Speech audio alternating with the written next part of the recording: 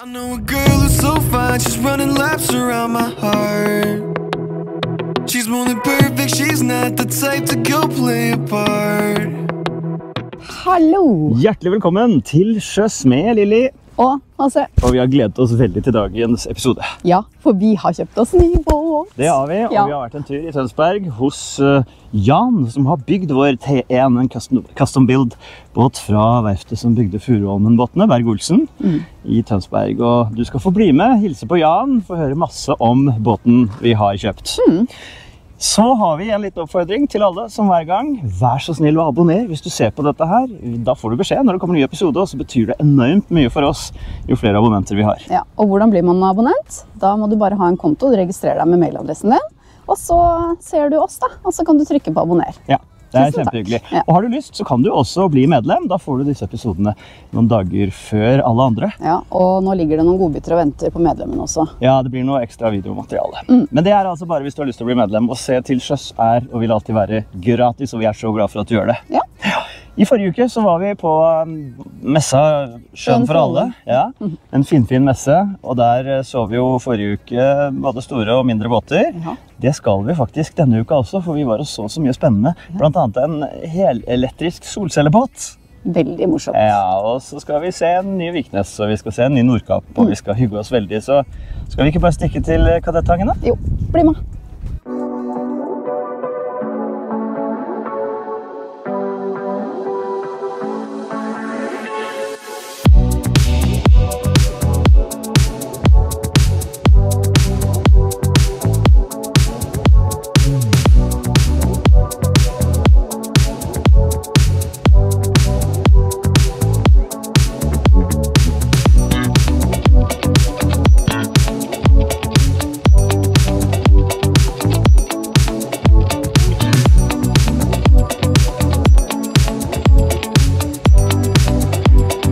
Det finnes en båt for et hvert behov der ute.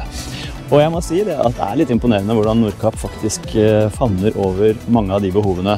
Et behov er det såkalte commuterbehovet, altså typisk. Du bor et sted og jobber et annet sted og velger å bruke båten mellom hjem og jobb. Kan vel også strekke det til å si at du bruker båten til hytta. Da kan du jo bruke mange av disse her.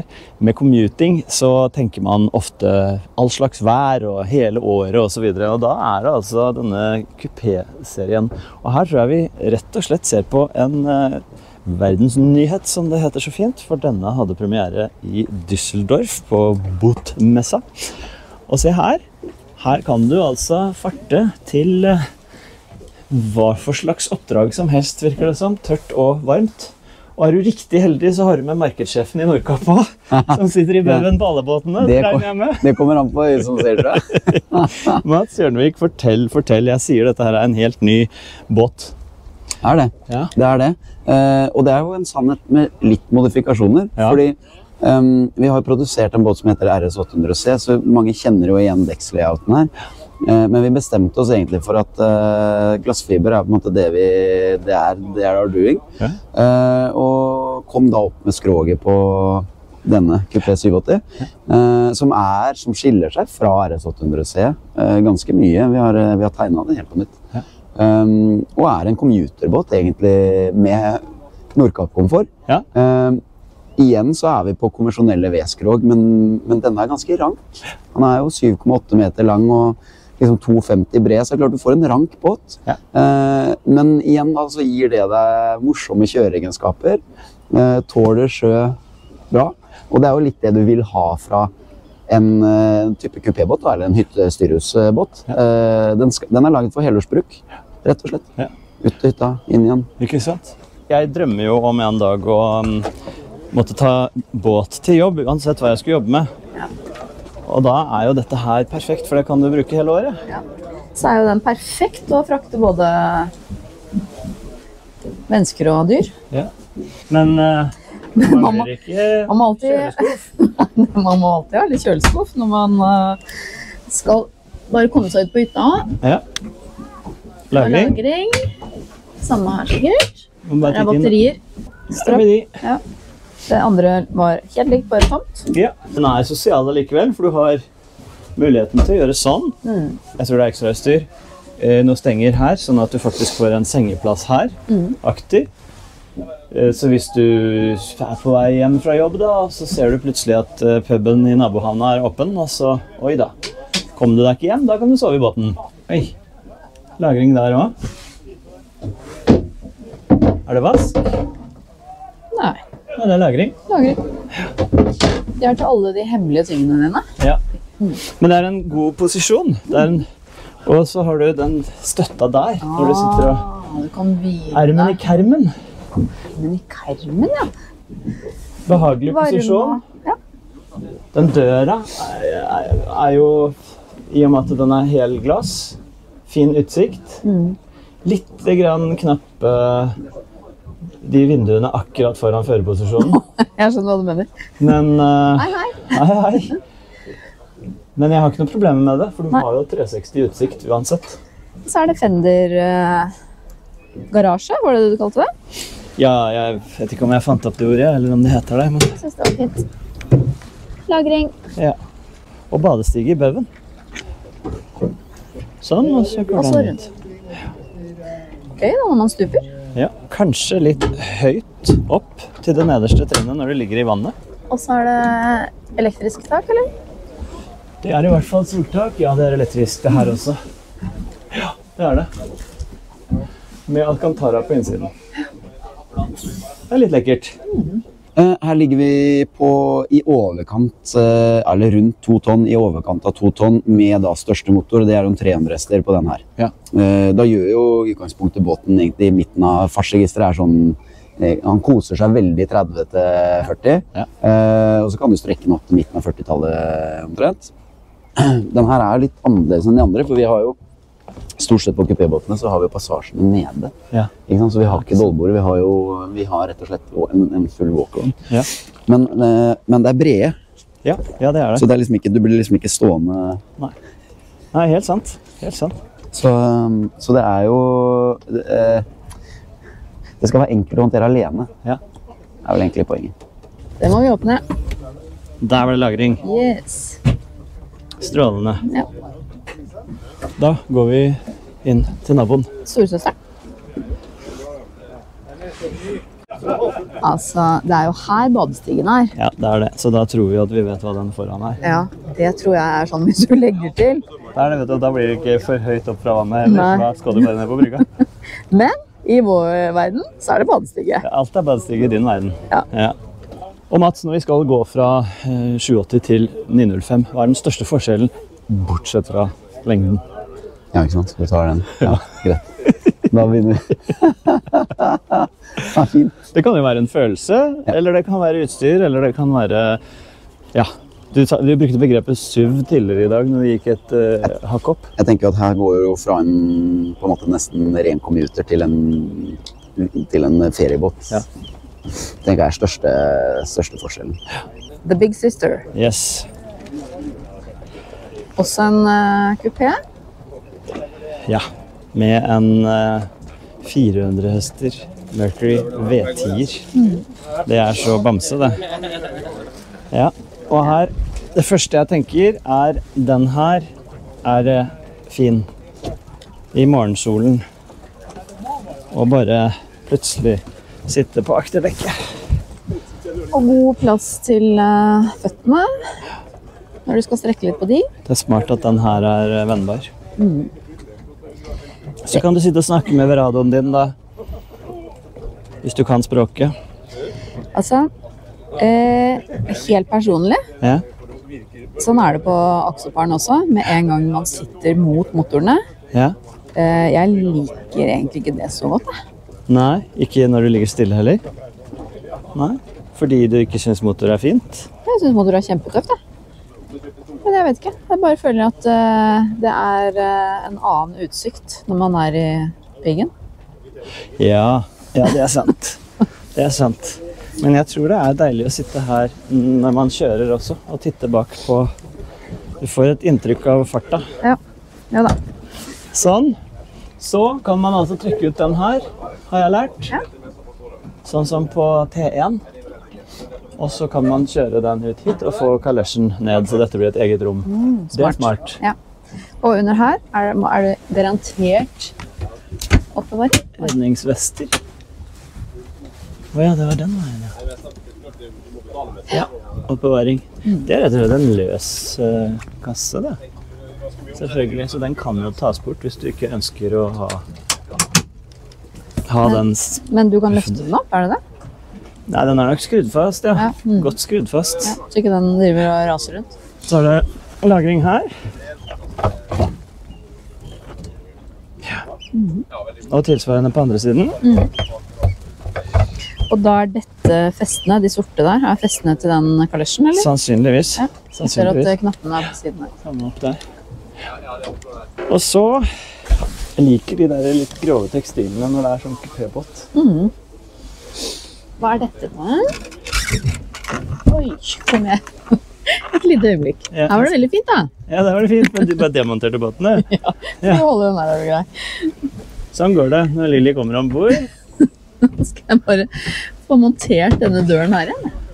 Her er det altså Ja, det er skuff igjen, ja. Men den er et litt annet format. Med en liten fryser. Det er kjekt. Hvordan går det i båtbyggingen? Ja, nei, det er... Det ser ut som det er en liten glipp nede nå. Sånn, vet du. Så der er solid arbeid. Ok. Du får sette deg på. Veldig høyt under taket da. Ja, veldig romslig. Ja. Og samme elektriske soltaket. Hvordan er oversikten her da? Ja. Jeg synes det er en kul førerposisjon. Liker disse doble skjermene. Det gjør jeg også. Skulle jeg kikke på noe, så var det liksom at det kunne vært gjort litt lekrere, akkurat med bryterne. Men altså for all del er jo bare brytere. Men det ble veldig mye. Der har vi satt alle bryterne, og vi har satt god avstand mellom hver. Du kan kavle. Liker jo veldig godt sånn dør rett ved førerposisjon da. Ja, det er digg. Og så hvis du på vei til hytta må legge deg da. Ja. Her er det også veldig stor plass.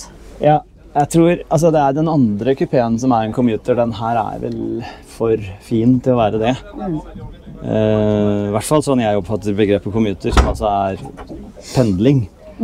Dette er jo ikke en pendlebåt, dette er jo en feriebåt.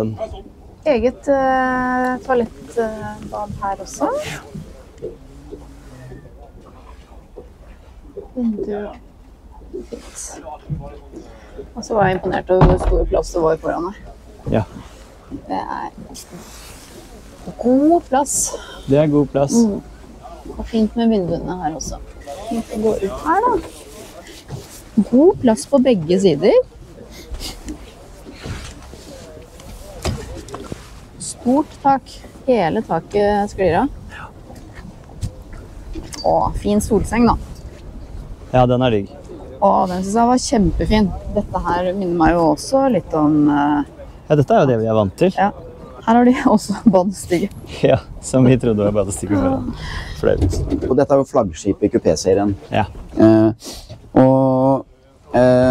Dette handler om å gi deg det lille snevet av... Det er luksus. Og det er muligheten til å tilbringe en helg ute. Kanskje strekke det til en uke også. Ja. Det er en av de største kabinene vi har, sånn med tanke på lengde og komfort i soveromsbiten. Veldig romslig. Stor høyde. Yes, for du merket det når du gikk inn, du tar et ganske stort trinn ned. Ja. Og det har vi gjort for å skape nettopp den romslige høydefølelsen, selv med tak igjen. Stenges effektivt på ca. 15-20 sekunder. Ja, omtrent like kjapt som et regnvær kan komme i den norske båtsommeren. Det er akkurat det. Jeg har testet det også. Ja, det begynner å dryppe. Tak her igjen, der har jeg det. Ja, det er deilig. Jeg har sagt ved flere anledninger nå at jeg oppdaget Nordkapp-båtene der ute i båtsamfunnet og identifiserte dem med disse glassflatene. Ja. Og de første jeg husker var faktisk de som var akter på sidene. Ja, på 805. Ja, yes. Fordi at det er elegant. Det er på en måte, hvorfor har de det? Men på den annen side så får du sånn, jo, kanskje det ikke bare er for barn så de skal se ut. Kanskje det rett og slett er et Og lyselement. Det et lysinnslipp, og så det jo en faktor når du på sjøen som jeg synes veldig deilig. Det liksom, sjøen har en sånn beroligende effekt på det. Ja.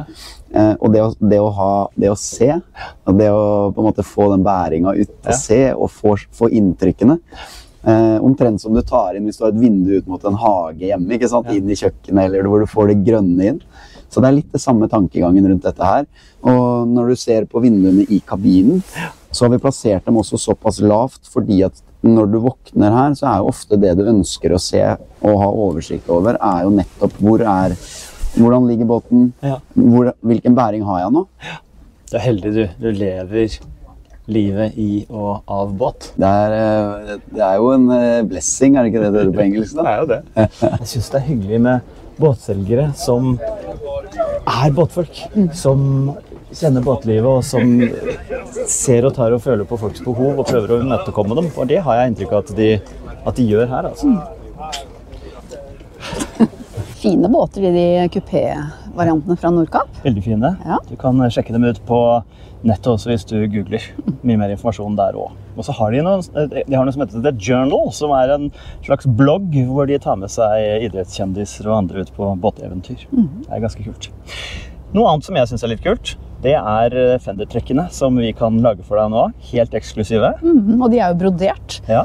Alt laget i Europa, så hvorfor ikke kjøpe seg 6 nye Fender-trekk og ha et gøyalt navn, eller båtens navn, eller kjæresten din sitt navn, eller... En logo, eller hva som helst. Du kan se mer informasjon i en egen video som vi legger ut nå i disse dager, og så sender du bare en e-post til hc@hcandersen.no med informasjon om hvilken type Fender du har og størrelse og så videre. Se denne informasjonsvideoen først, så blir det veldig klart alt sammen. Ja, jeg synes våre Axopar Fendere ble kjempetøffe. De ble kule, altså. Ja, jeg var litt usikker på hvordan du plasserte den logoen, men den nailet du. Ja, og det kan hver og en være med å bestemme selv. Vi lager, hva heter det? Sånn skisser til hvordan det blir seende ut, og så det bare å be om justeringer. Ja.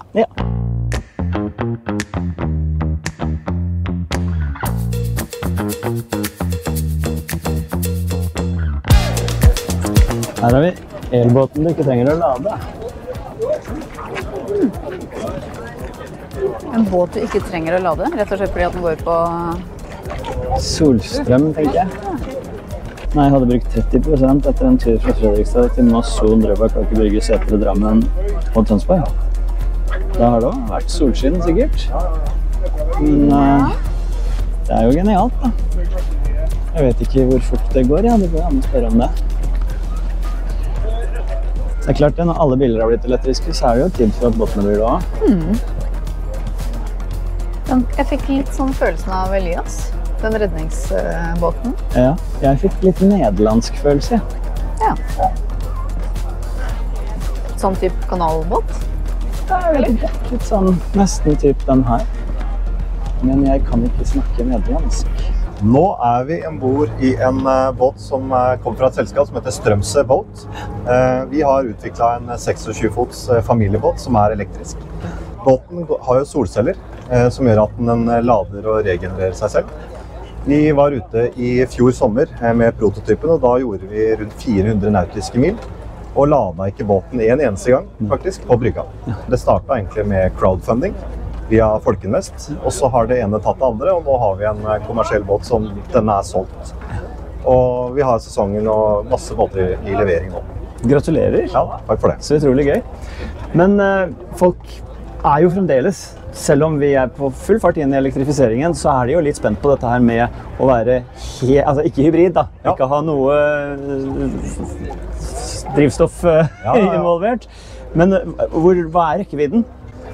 Vi har jo bygd båten på en teknisk rekkevidde fra Arendal til Hirtshals på en lading uten solcellepaneler. Og så har du jo solcellene som kommer i tillegg. Men det jo også det at skroget som veldig hydrodynamisk. Jeg var veldig skeptisk selv egentlig når jeg gikk inn i prosjektet, men det funker veldig godt. Og hvilken hastighet får man i en båt som denne? Denne her, den gjør 7 knop. Den koser seg veldig godt i 5,5 knop. Og så kommer vi også nå med en versjon som trolig skal bikke 10 knop. Og når du slipper å ha sånne svære drivstoffkrevende saker under dekk, så det vel god plass også da? Ja, det det jo selvfølgelig. Vi har jo disse motorene, de jo dykket ned i vann. Så det 2 podder som ser ut som 2 ubåter med propell bakpå. Så alt det ligger jo under vannflata. Ikke noe kjølesystemer, ingenting av dette her i det hele tatt. Og det gjør at du får maksimal utnyttelse inni båten egentlig. Og når man ser at du har kjørt fra Fredrikstad inn hele Oslofjorden og ut Oslofjorden igjen til Tønsberg, og fremdeles hadde 70% igjen på batteriet, så betyr det at du kjører jo på solskinn. Ja, det gjør det. Og hvor er de solcellene? De er på tak. Ja. Her oppe er de. Så her har du 6 kvadratmeter med helt ypperste kvalitet av solcellepaneler, som lader godt selv om det er regnvær og en dårlig dag. Men så lenge det er dag, og det er det jo hver dag, så lader denne båten seg selv. Strømsø båt, et skrog som er støpt i Fredrikstad, med stort sett norske bestanddeler, og i hvert fall europeiske. Elektromotor fra Nederland, som er et land som har holdt på med batteribåt i en årrekke. Disse som har levert her har lagd båtmotorer med batteri siden 70-tallet. Det er gøy. Det var veldig gøy. Se på den. Å, den er søt. Å, den likte jeg veldig godt. Du, vi ser her utover sjøen at det er ganske store båter på gang. Ja. Og det var det jo på sjøen for alle også. Ja. Og vi var jo, som dere vet, hos Skilsø Viknes. Helnorsk båtmerke. Forrige uke så vi på Skilsø 39 Panorama. Vi skal se litt mer Skilsø. Ja, for det lå en lillesøster rett ved siden av. Ja, det var fin den da. Ja, vi tar en titt på 35 Panorama i dag. I know a girl who's so fine, she's running laps around my heart. She's more than perfect, she's not the type to go play a part. She came and killed my whole life, and just like Mike Tyson, now I'm here seeing stars. I could take all of my time just trying to describe her. I don't know where to start. Er du klar for å se lillesøsteren, eller? Jeg er veldig klar for Skilsø 35. Og det er nice, for nå prøver vi å ha en entré fra siden. Ja, og du ser hvor utrolig mye det har å si. For i andre tilfeller så hadde det ikke vært noe annet valg enn å gå på badeplattformen. Alternativt klatre, og det ser jo ikke så bra ut. Mens når du har denne porten, så blir det veldig lett. Skal vi begynne inne? Vi begynner inne. Ja. Ok. Gøy med sentrert, som det nesten blir, førerposisjon. Sikkert også for å få utnyttet plassen ned, som vi skal snart se. Ja. Her også ute, gass. Og stekekomfyr, TV-en. Kanskje enda bedre plassert hvis du vil ha TV. Den ser ut også som er pop-up. Ja. Plass til alt. Og så får du jo også, i det øyeblikket du kjører TV-en ned, så får du en større kjøkkenbenk.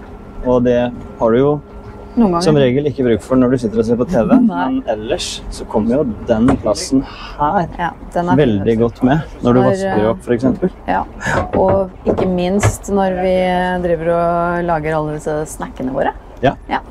Ja, der er bordskapet til Viknes, eller Skilsø. Ja. Og så har mulighet til å brette ut bordet igjen, og også at førersetet blir en del av det sosiale, er jo kjempefint. Ja. Og den drar du over, så du sitter i fartsretningen sammen med båtfører. Stor Raymarine-skjerm igjen, og det samme utstyret. Veldig ryddig. Så sånn clean liker jeg veldig godt. Ja, det er en ryddig løsning. Her også er det en annen løsning på adskilling. Adskilling var et rart ord. Sånn. Fint at det er glass, da. Og så er det bare å trekke over her på samme måte. Ja, det er det, og da blir det med en gang mer privat. Hei på deg. Hei. Du får komme ned. Vi kan jo begynne her. I det øyeblikket man kommer ned i boavdelingen, så er det med en gang lagringsplass, skapplass. Heng. Jeg mistenker at det er noe lagring i trappa også, og ja, det er det. Og så kan vi begynne her inne. Her har vi altså en dobbeltlugar. Og så kan man spørre seg hvorfor er det adskilt i midten. Så hvis du har med deg et vennepar som har et barn, eller at du har 3 barn, det kan jo faktisk gå an. Og her er forklaringen på hvorfor det er adskilt. Det er rett og slett for å få skapplass, lagringsplass. Det er 2 store stableskap for klær eller håndklær eller hva som helst der. Så dette synes jeg dette er innovativt, fordi at her tenker man familieløsning uten å tenke den standard 2 og 2. For faktisk er barna små nok, så er det plass til 2 barn inni der. Og det er jo god plass til 2 voksne her.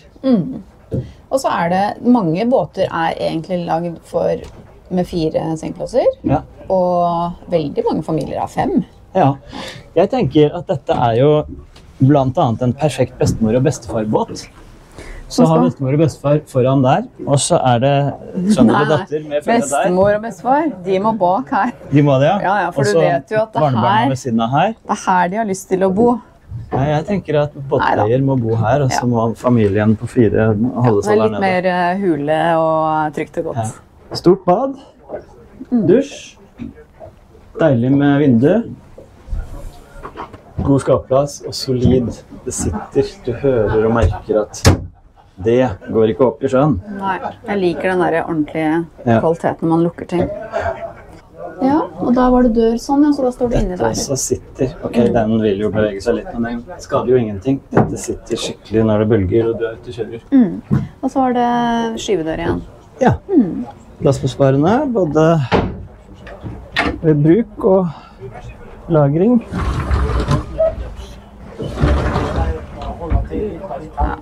Supert. Og du får bra romfølelse. Det er høyt under taket. Det er så jeg får lyst til å gå og legge meg. Og deilige sommerdager. Vært ute hele formiddagen, inn på ettermiddagen, 3-4-tiden. Hive seg ned på en time, mens den deilige sommerluften trekker gjennom båten. Og du hører at det klukker. Det er lett å sove, og så er det mye å glede seg til når man skal stå opp igjen og lage mat og kose seg. Og det store soltaket. Deilig.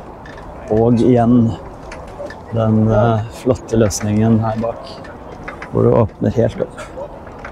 Det er helt nydelig. Og det bordet som du senker og får stor solseng bak her.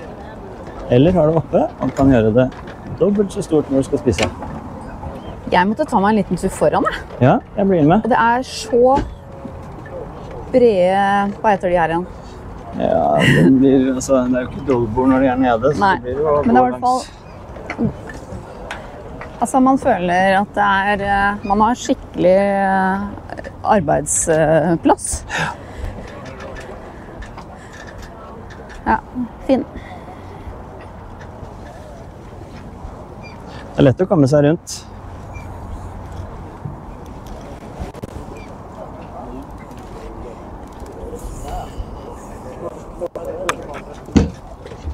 Nei. Veldig bra plassutnyttelse. Og stort volum. Samtidig som båten har et elegant design, så det er pene linjer. For det kan lett bli for bombastisk når man skal ha for mye inne på for liten plass. Men det synes jeg ikke det bærer preg av her. Altså, Og- mulighet til liksom bare kaldt å drikke rett her. Ja, Fint. det kan vi like. Og når man har badet, har lyst til å ta en liten dusj. Ja. Ut. Så er den der. Varmt og kaldt vann. Helt, altså skikkelig solid. Varmt og kaldt. Og så er det vel strømskap her. Det er til landstrømmen. Ja. Landstrøm. Og... Vi får slippe frem vår venn her. Ja. Sånn. Dere har YouTube-kanal, dere? Ja, vi holder på litt. Ja, Har du så det? hyggelig. Så hyggelig. Takk. Lili, HC. jeg tenker at Christian og gjengen har koll på kombinasjonen innovasjon og smarte løsninger, Ja. design, linjer og materialvalg i båter som ikke er så alt for store. Sånn at plassutnyttelsen, volumfølelsen, de tingene der, det sitter. Du får veldig mye båt i denne lengden her. Altså, Ja, du får veldig mye med deg, Ja. at og det samtidig ser bra ut. ja, har du mange på besøk som kommer og besøker deg når du ligger til havn, så går det veldig fint at man sitter både ett lag sitter her og spiser, Ja. og ett lag sitter her. Og allikevel så føler man at man er sammen. Man bare sender rekene over her. Send reka. Ja. Det var veldig Og gøy å kult. se norske båter. Ja, Ja. det er det. Det er det. Så takk for at vi fikk komme. Tusen takk. Veldig fin båt. Skilsø 35 Panorama. Ja. Ja. Du, Det snart juni. Ja, Ja, og da skal vi hente båt. Ja, det skal vi. Og nå har vi jo tilbrakt mye tid sammen, dere og vi, Ja. helt siden nyttår nærmest, i jakten på ny båt. Og det var mange som trakk en lettelsens sukk da vi bestemte oss for å ikke kjøpe Gentleman's Yacht på 78 fot, men gikk for noe litt mindre. Litt mer håndterbart. Men jeg vil nesten si enda mer spesielt. For den båten vi så på der nede, eller på Vestlandet, den var det jo flere av. Den båten vi endte opp med, den finnes det bare en av. Hooray! Ja. Det T1 vi snakker om, og hvis du har lyst, så kan du bli med oss til Tønsberg nå. Vi har jo ikke hentet båten ennå, som sagt. Nei. Det skjer helt i slutten av mai eller begynnelsen av juni. Men vi har vært hos Jan Kristoffersen, som han heter, han som både har solgt oss båten og lagd båten. Mannen bak. Mannen bak, rett og slett. En fantastisk kar. Og sønnen hans, Ivan, som vi ble med ut på tur. Ja, så hyggelige folk. Ja. Ja. Men det var altså bare jeg som dro. Hvorfor? Ja, bli med, så får du se. Ja, da jeg på vei, og jeg gleder meg enormt. Nå skal vi altså prøvekjøre denne T1 som ligger i Tønsberg. En strålende båt, 17 meter lang. Et bygg som gjort hos Berg-Olsen. Furuholmen verftet i vikingebyen Tønsberg. Så dette her blir kjekt, men oi, hvor Lilly? Vi må ringe og høre med henne, for hun skulle jo helst ha vært med. Dette altså siste test før båten av vår. Hei da, Lilla. Hei, Lilly! Hallo! Jeg savner deg. Jeg på vei til Tønsberg for å prøve å kjøre båt. Hvorfor du ikke med? Ja. Nei, det kan du si. Jeg måtte reise på jobb, Så det må du klare selv, men det vet jeg du klarer. Ja, men så bra. På jobb ved vannet, selvfølgelig? Nei, nå jeg faktisk i Innlandet. Ja, kos deg i Innlandet, og så skal jeg ta meg båttesting. Ja, så bra. Tusen takk. Lykke til med det. Tusen takk. Vær nøye og lur. Ja, det skal jeg være. Ha det. Ja, da vet vi det. Men hun gleder seg nok til å se video, tenker jeg. Så da kjører jeg til Tønsberg. Dere fra Fredrikstad nå.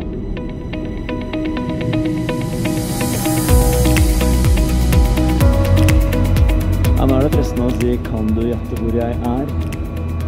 Og det tror jeg du kan.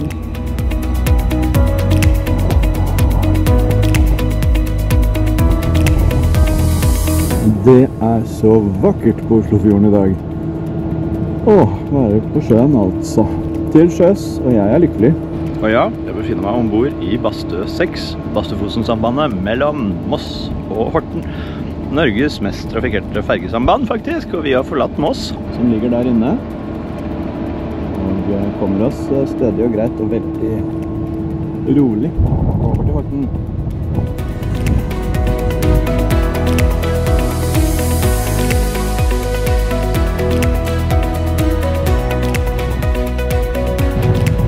Nå jeg fremme i Tønsberg, og nå gleden til å ta og føle på her. Her ligger den. T1. Båten vi skal ut og prøvekjøre i dag. Vi har jo vært og sett den tidligere. Lekre former. Bygd her på stedet. Inn i båtbyggeriet der. Det gamle båtbyggeriet til Berg-Olsen, som jo videnkjent for sine Furuholmen-båter. Der den bygd. Nå skal vi ut og kjøre båt.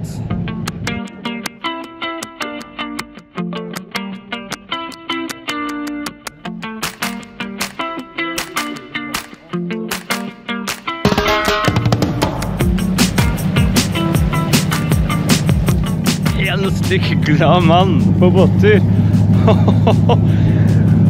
Å, dette vakkert. Dette vakkert. Jeg så glad og fornøyd. Jeg gleder meg til å vise dere så mye gøy fra ombord i denne båten.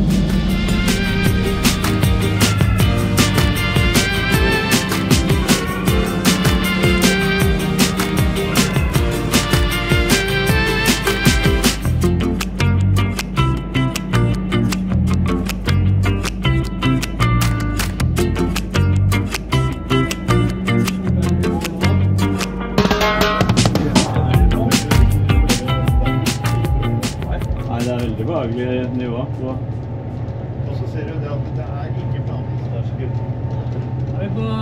2100 omdreininger og 11,5 knop. Ja, og så skal vi kunne gå 4000, vel? Ja, rett under, tenker jeg vi kan bli oppe, ja. 38 eller noe sånt, tenker jeg. Nå jobber den over nå. Hva? Vi jobber den over. Nei, nå er vi oppe i 3000 sier. Ja, ikke sant? Nå er vi oppe i 25,5 knop. Vi er båndjern. Nå er det båndjern. 25,5 knop, 3007. Da vil jeg tippe at du får noen knop til hvis du spiller den under. Nå er det litt skjegg under. Ja. Nå skal vi slippe inn det fine været. Det litt deilig på en varm dag. Ja, kjære deg. Nå briller jeg. Ja, du må det med. Klokken kan få meg regnskur. Ja. Sånn. Jan Kristoffersen, hei. Hei, hei, hei. Tusen takk for at jeg fikk komme ombord i den flotte båten som fremdeles er din, men ikke så lenge til. Hva føler du om det? Ja, nei, det er hyggelig at du liker den. Det er det første. Ja. Og jeg er klar for å selge den. Ja. Men det kan jeg tenke meg sitter litt langt inne, for dette er ikke en hvilken som helst båt som du bare har vært og kjøpt på i hylle. Nei, det er aldeles ikke. Jeg har brukt utrolig mye tid, og så har det gått med noen kroner. Fortell først litt om hvorfor du startet på dette prosjektet med å bygge denne båten selv. Jeg har puslet med båt i alle år siden jeg var liten, og så kom jeg til dette båtbyggeriet som jeg kjøpte. Og så begynte jeg da med noen mindre båter. Jeg skulle ikke produsere båt for å tjene penger, jeg skulle gjøre det for ut av hobby. Og så av en eller annen grunn så dro jeg til med alt for stort prosjekt. Eller alt for stort, det gikk jo bra da, men det er jo litt galmann dette her med så stor båt på en mann. Altså båtbyggeri før i tida, vet du, de så ut som bare en rødmalet låvebygning. Og sånn var det her. Bare enkel plank. Så reiv jeg, og så bygde jeg opp dette med full isolering og alt mulig da, selvfølgelig. Så nå er det jo ikke så mye igjen da. Nå skal jeg sette på noe lys her. Bauen var helt inne i porten der. Atrennen gikk her. Og så var det 4 meter breit, så jeg, ja, skroget lå vel omtrent her. Hvor lang tid brukte du på å bygge denne her? Fra jeg tegnet den til jeg var ferdig, så gikk det vel borti 20 år. Men med pauser og så videre da. Så, ja, det er klart. Ja. Og du sier kjøpte dette båtbyggeriet, og da snakker vi altså om, ja, det er kanskje en av flere, men i hvert fall en Tønsbergs stolthet innenfor båtbygging. Ja, absolutt. Berg-Olsen var kjent over hele landet han, med de båtene han bygde. Furuholmen. Furuholmen, senere Furuholmen Skien, de gikk jo sammen. Ja, riktig. Så de bygde, og de var jo kjent for disse plattgattertypene, sånn opp til 52 fot bygde de. Ja. Og da du skulle sette i gang og bygge denne båten selv, så ikke til forkleinelse, men jeg antar at du trengte noen å gjøre det sammen med. Fortell litt om samarbeidene som ble inngått for å gjennomføre dette prosjektet. Altså, jeg begynte jo alene, tegne og gjøre alt det der. Men jeg er ikke noe elektriker, jeg er ikke noe maskinmann, så jeg klarte, og da brukte jeg helt profesjonelle til alt sånt. Så jeg var mer på design og treverk og, ja, eller også alle løsningene. Det er masse løsninger, altså. Jeg gleder meg til å bli kjent med det etter hvert, for det er så mange som hadde ikke det på en visning. Nei. Men hva var viktigst for deg da du hadde bestemt deg for at nå skal jeg bygge en båt? Du hadde begynt å tegne, du hadde funnet en unik form, for det finnes jo ikke flere av denne. Hva var viktigst når du skulle sette i gang? Ja, det er vanskelig å svare på, men altså, jeg la veldig stor vekt på linjer, design. Det var veldig viktig for meg. Og det begynte jo selvfølgelig med skroget. Og så kom overbygget sånn etterpå, etter hvert og så videre da. Så, ja. Jo, fordi at jeg synes de andre serieproduserte, de ligner alt for mye på hverandre. Jeg ser jo ikke forskjell på de snart. Men jeg hadde min smak, som var i utgangspunktet litt sånn plattgatterutseende, med konveks og konkave linjer og så videre. Og da linjene i lengderetningen, holdt jeg på å si. Så det var veldig viktig for meg. Og det var jo veldig spennende inne på verkstedet. Fordi at jeg hadde jo ikke noe rom ved siden av å stå og så lage noe i form. Og du kommer maks 1 meter bort fra skroget. Du ser jo ikke hele linjene i det hele tatt. Så jeg bare satset på at dette går bra. Som jeg sa til deg, når du står da og skal forme, nå så kunne jeg gå tilbake her, men du ser ikke hele, vet du. Så, ja. En annen ting som var litt morsomt. Hadde fått til skrog og sånn, og skulle jeg begynne med overbygget. Skulle jeg ha opp det da, og så videre. Bygde det ned, og så løftet det opp. Da hadde jeg en klaring på 1 centimeter opp til tak. På listene. Eller jeg måtte ta et par lister, sånn var det. Så nei da, så der... Og selve skroget, nå kan ikke jeg båtbygging, men det bygges opp ned først. Ja. Hvordan fikk du snudd da? Det var morsomt. Jeg gjorde det alene. Gjorde du det? Ja. Spinat og drukker. Jeg koblet sammen noe 2 tonn 4 og noen jernstenger og noe greier. Så lavde jeg en stang som jeg la på midten.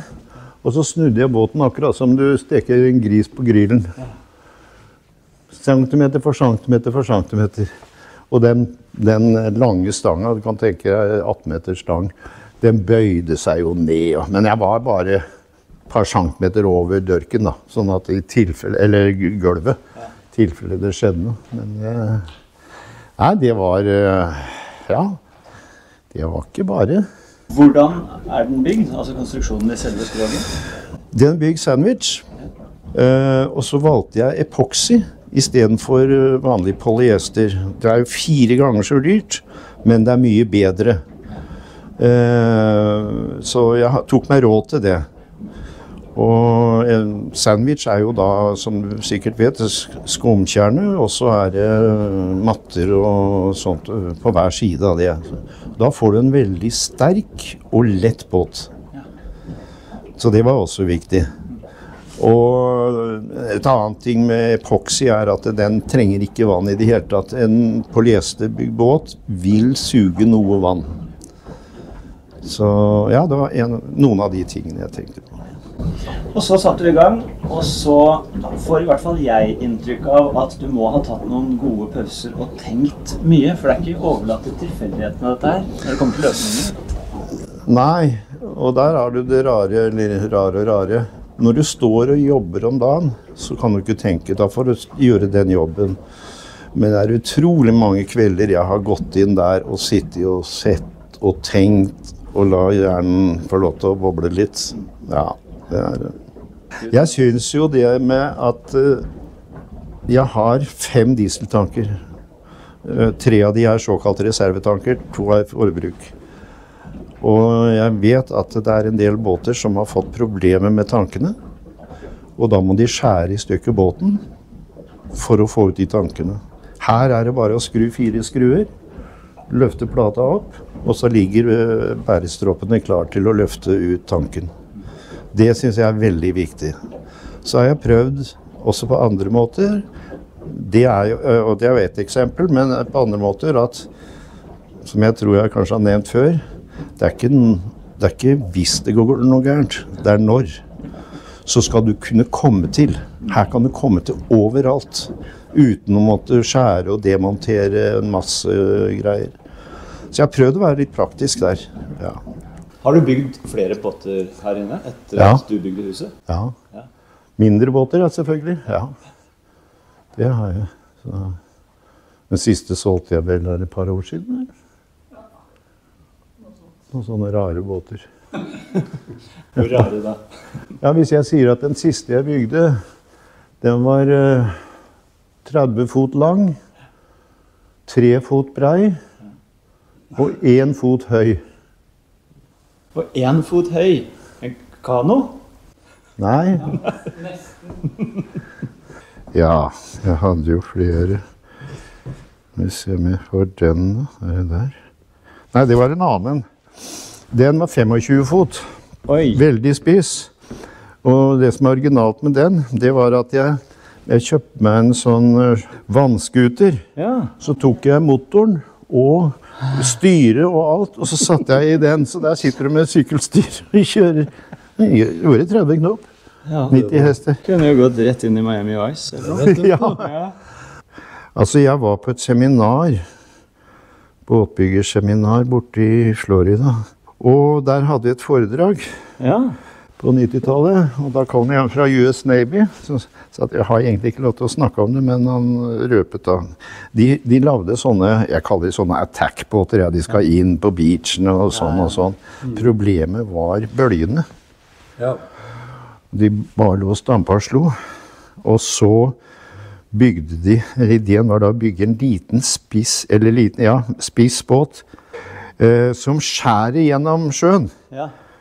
Ja, og da kalte jeg den for Waypiercer 30. Så du har en 30 fot?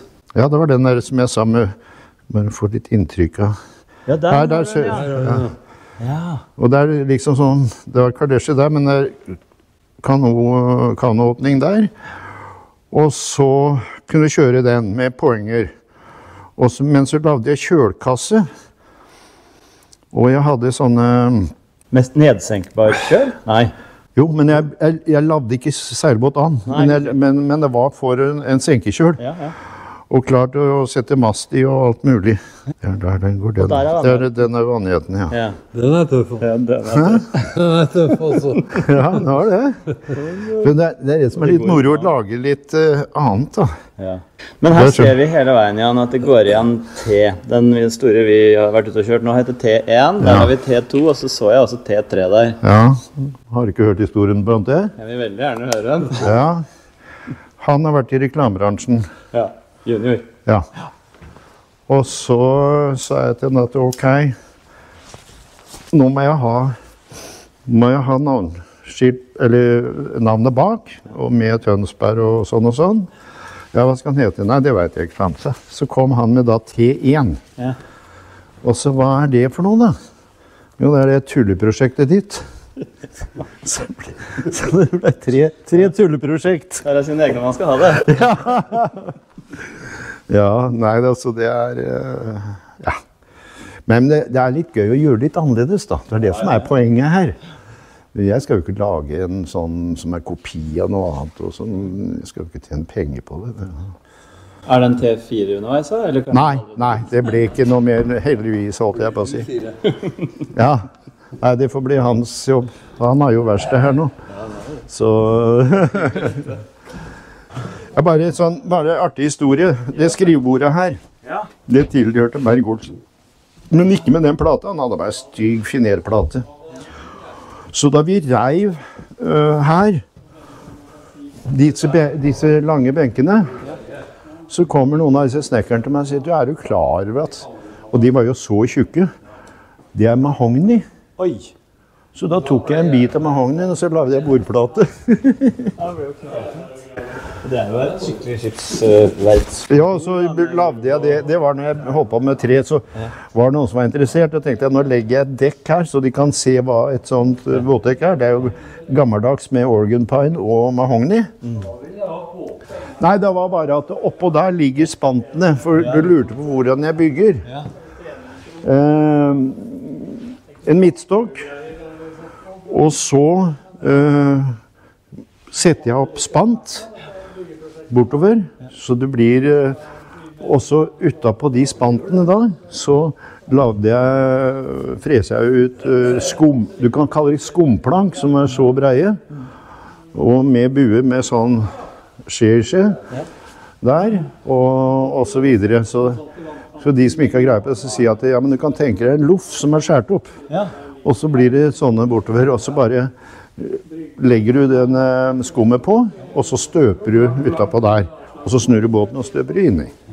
Ingenting er umulig. Må man aldri glemme. Nei da, men ja, vi må finne løsninger, altså. Må finne løsninger, for det er sånn bygge one-off. Alle tror jo at du bygger en form, men en form er jo like lang tid å bygge som selve båten, og så skal du kaste forma etterpå da, for å ha støpt én båt. Nei, det er ikke sånn det gjøres. Og vogna her, det rett og slett for å trekke det ut og til. Ja, den hadde jeg... Båten ble bygd på den. Ja, så vinsja den ut med klaring på et par centimeter. Har du gått på land nå, selv? Eller skal du ha annen båt? Nei, nå er jeg ferdig. Jeg har hatt båt i over 70 år, så det synes jeg nok. Så begynner jeg å bli en gammel mann. Det synes ikke. Takk skal du ha. Tusen takk for at jeg får lov til å overta, skal vi kalle det livsverket ditt? Kanskje et av flere, men... Jo, det er jo for så vidt det. Ja, vi må jo kunne si det. Jeg er veldig stolt over det. Ja, veldig hyggelig. Tusen takk skal du ha. Ja. Neste gang vi ses, så er det når jeg skal hente deg. Haha. Og jeg gleder meg. Oi, oi, oi. For en fin dag å se på ny båt. Den følelsen jeg har nå, den er altså så fantastisk deilig.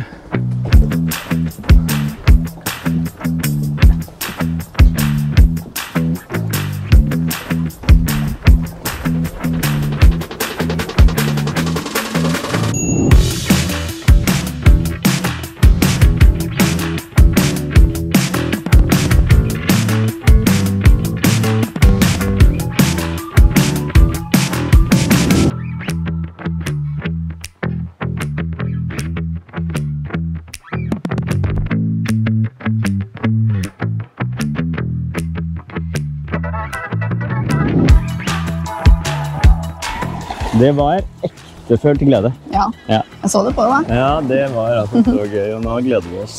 Har jo begynt å planlegge litt av sommeren. Tenkte vi skulle ta en tur og møte Sting med den båten der. Ja. Så kan dere jo lure på hvordan det skal bli. Men... Og vi snakker også artisten Sting. Ja, helt riktig. Vi gjør det. Det skal vi fortelle mer om senere. Kanskje vi nevner det allerede på den liven vi skal ha? Ja, vi har satt opp ny live-dato. Ja. Det er søndag 25. klokken 16. Ja, da håper vi du har lyst til og tid til å bli med oss. Kanskje du er på sjøen? Ja, masse spørsmål kanskje? Det kan godt hende. Det er bare å stille. Ja. Vi skal svare så godt vi kan. Ja, kommentarfeltet eller en e-post til hc@hcandersen.no. Det er løsningen. Ja. Så fint. Det er snart fredag igjen. Hooray! Det er alltid en fredag rundt hjørnet, og da blir det en ny episode. Det blir enda flere båter fra sjøen for alle. Og så, ja, det nærmer seg veldig. Det er vel en ukes tid til vi skal hente til igjen.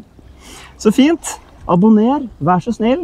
Trykk på abonner-knappen, og hvis du liker det du har sett, så er det veldig hyggelig hvis du trykker på hjertet også. Ja, og hvis du har lyst til å dele med noen det du ser på akkurat nå, så hadde det vært veldig hyggelig også. Ja, jeg vet ikke om det er litt ambisiøst å si, men vi driver og drømmer om 5000 abonnenter i løpet av sommerferien i år. Ja. Og vi har passert 2001 nå. Ja, og hvis vi klarer det, så har vi en hemmelig overraskelse. Vi kommer til å trekke ut en vinner. Ja, vi gjør det, ja. Ja, riktig. Ja, det blir spennende.